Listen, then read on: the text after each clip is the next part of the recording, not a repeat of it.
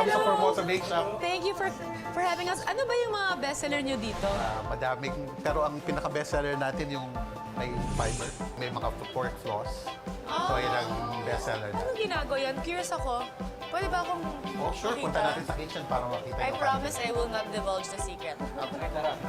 Okay. Ako na lang sa kitchen. Ay, sama ako. Ayaan mo na yan si Sos Diyan. Kain muna tayo. Kasi Kasi, guest kayo dito.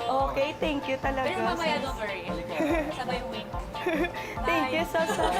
Kain na tayo kasi nakakagutom.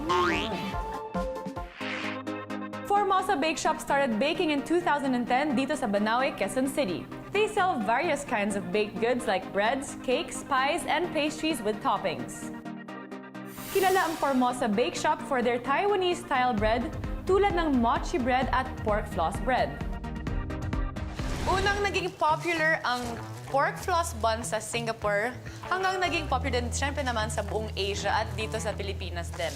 As lahat ng ingredients ng pork floss, unang-una yung mayonnaise. May sarili kaming product ng mayonnaise at saka to, galing mismo sa, may sariling ano kami. Supplier. Supplier. Ano ba talaga yung pork floss? Paano to ginagawa? Ang pork floss po kasi, ginigiling mo na siya tapos patutuyuin. Pagka patuyo, lalagyan na sila ng ingredients niya para maging pork floss na. So ito, masarap din topping sa kanin, ganun, di ba? Pwede sa lugaw, pwede rin siya. Sa lugaw, oo nga. Simulan na natin to. Slice mo siya. Slice. Ching.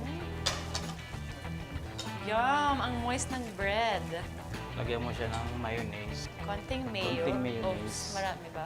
Masyadong marami. Oo, okay lang. Mas masarap nga Okay, marami. tanggalin ko ng konti. Kasi ano naman yan eh.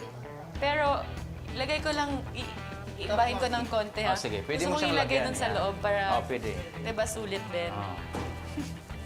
Ayan. So, konting mayo para, Lagay mo sa ibabaw, Kakadikit. medyo Ah, makapal okay. para yung pork floss niya mabilis dumikit. oo, dagdag nyo na lang ng 10 piso dito. Mhm.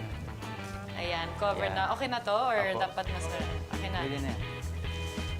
And then, ching! Wow naman! Yan. Tignan nyo, oh. Ganda naman ng loob.